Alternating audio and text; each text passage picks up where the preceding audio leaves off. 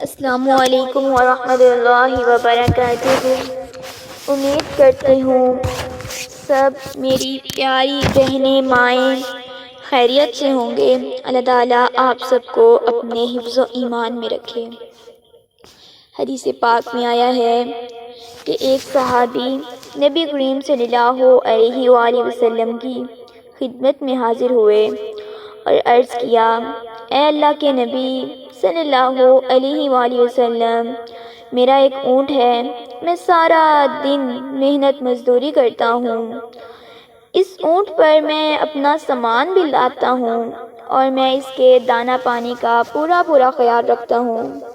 لیکن جب میں رات کو آ کر سویا کرتا ہوں تو کبھی کبھی وہ ایسی دردناک آوازیں نکالتا ہے کہ مجھے نیند ہی نہیں آتی۔ اب میں آپ کی خدمت میں حاضر ہوا ہوں،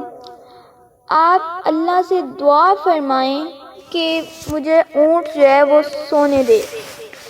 تو نبی کریم صلی اللہ علیہ وآلہ وسلم نے یہ بات سنی تو آپ صلی اللہ علیہ وسلم نے فرمایا کہ ہم نے بہت عجیب سی بات سن لی ہے ویسے۔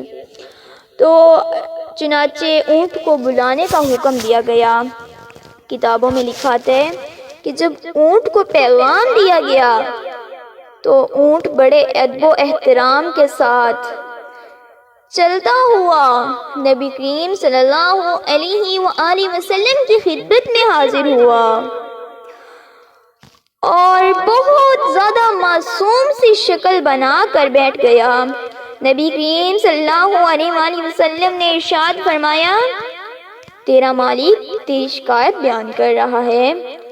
کہ وہ دانہ پانی کا پورا خیال رکھتا ہے،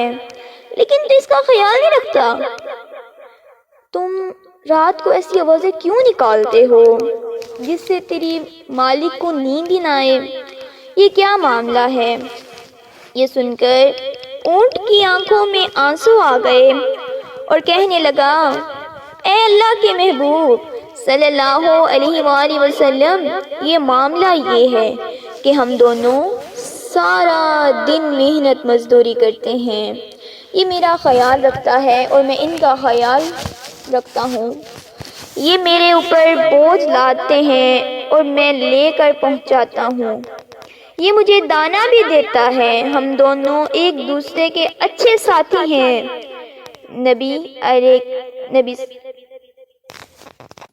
نبی کریم صلی اللہ علیہ وآلہ وسلم نے ارشاد فرمایا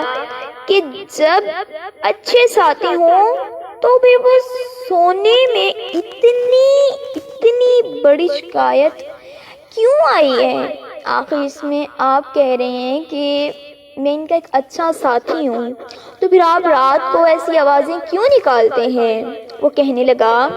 اے اللہ کے نبی، معاملہ یہ ہے کہ کئی بار یہ تھکے ہوئے گھر آتے ہیں، مغرب کے بعد کھانا کھاتے ہیں، اسی وقت کبھی کبھی یہ نیند میں چلے جاتے ہیں، نیند ان پر غالب آ جاتی ہے تو دل میں سوچتے ہیں کہ تھوڑی دیر آرام کر لوں، کمر سیدھی کر لوں، پھر اٹھ کر عشاء کی نماز پڑھ لوں گا، لیکن کمر سیدھی کرتے کرتے نیند کی گہرائی میں چلے جاتے ہیں، انہوں نے عشاء کی نماز نہیں پڑھی، رات کو کافی دیر ہو چکی، چنانچہ میں قریب ہوتا ہوں، اس لیے مجھے نیند نہیں آتی کہ اگر نماز قضا ہو جائے تو کہیں ایسا نہ ہو کہ قیامت کے دن اللہ تعالیٰ مجھ سے پوچھیں کہ تو نے اپنے ساتھی کو کیوں نہیں جگایا تھا۔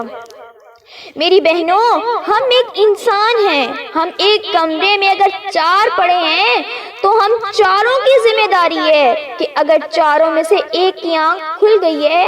تو باقی تینوں کو اٹھانا ہم پہ فرض ہے۔ تو دیکھیں میری پیاری بہنوں، جانوروں کو اتنی فکر ہے کہ قیامت والے دن اللہ تعالیٰ کہیں ہم سے یہ سوال ہی نہ کر لے کہ تو نے اپنے ساتھی کو کیوں نہیں جگایا تھا کہ وہ میرے حکم کی پابندی کر لیں۔ میں تو اس لیے آوازیں نکالتا ہوں، اے محبوب صلی اللہ علیہ وآلہ وسلم، تھکن کی وجہ سے میرے اوپر بھی نیند غالب آ جاتی ہے، مگر میں اللہ تعالیٰ کی جلالت شان کی وجہ سے ڈرتا ہوں، دردناک آوازیں نکالتا ہوں کہ میرے مالک اٹھ جا اور اللہ کے حضور بندگی کر، سجدہ کر۔ میری پیاری بہنوں، ہمیں اس ایک واقعے سے اتنا کچھ سیکھنے کو ملتا ہے کہ آج ہم اگر کہیں بیان ہو رہا ہوتا ہے تو اگر 2 گھنٹے کا ٹائم دیا ہوتا ہے تو 2 گھنٹے سے اوپر ہو جاتے ہیں تو ایسے شور ہونے لگ جاتے ہیں، لیکن اگر مسجد میں کہیں ہو رہا ہے، جمعہ ہو رہا ہے، اگر اس میں تھوڑی لیٹ ہو جاتی ہے تو اتنا لوگ باتیں کرنے کو آ جاتے ہیں، لوگ تنگ آ جاتے ہیں، لیکن اگر اسی ٹائم کوئی مہندی ہو رہی ہو رات ٹائم تو ساری رات بھی گزر جائے تو پتہ نہیں چلتا۔ یہ آج کی دنیا کا حال ہے۔ اللہ تعالیٰ ہم سب کو 5 وقت کا نمازی بنائے اور ہم سے راضی ہو جائے، آمین یا رب العالمین، برحمتک یا ارحم الراحمین۔